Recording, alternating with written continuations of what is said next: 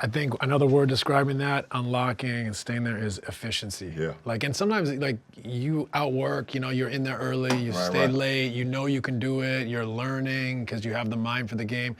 But like, it takes maturity to like figure out what efficiency really means, right? What it really means. Like, other stuff happens in your life, you know, you become bigger, social media comes into the world, you start a family. Right. Now you got to be really efficient, right? Because things get in the way. And so you have to start saying, no, I got to be focused and locked in. And sometimes you just can't do that at 20, 21, 22. No, I just don't think you can. And I think you can be as locked in as your hard drive will allow you to be.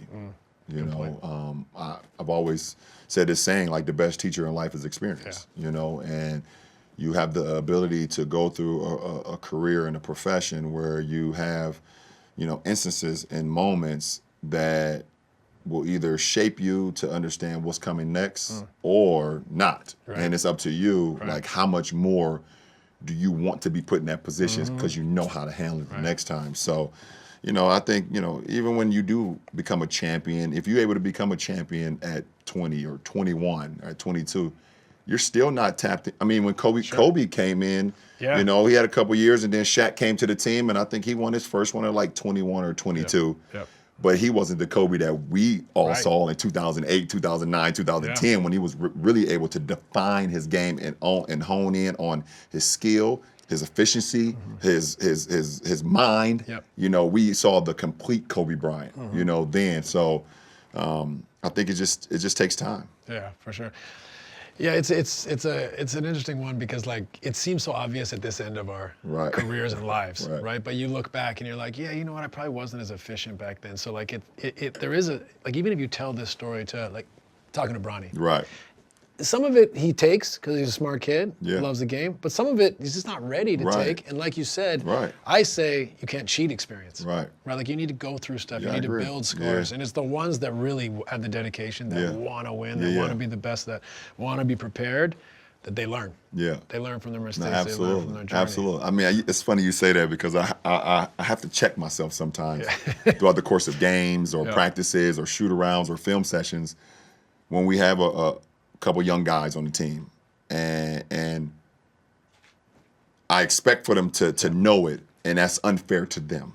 I've always talked about, like, my little league coaches and the coaches I've had over the course of my career. I believe they really set me up for the greater of the game of basketball. Like, I was taught how to pass and cut. I was taught, you know, flex action. I was taught, you know, ball movement, you moving defensively. When the ball moves, you move. You know, I was taught, you know, pointing your fingers out and having your fingers point out. You can see, you know, your man, you know, and the ball, then you're in the right position. I was taught that, you know, if you're not getting more satisfaction out of seeing the success of your teammates, then what are you doing it for? Like, I was taught all those things.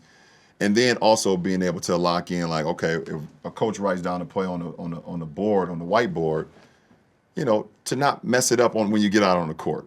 You know, like, we would study those things. And this was like 8, 9, 10, 11 years, you know, when I was 11, 12. All still applicable today. All today. And like, one of my pet peeve is a coach writing a play on the board, and 20 seconds later, the guys go out there and it up.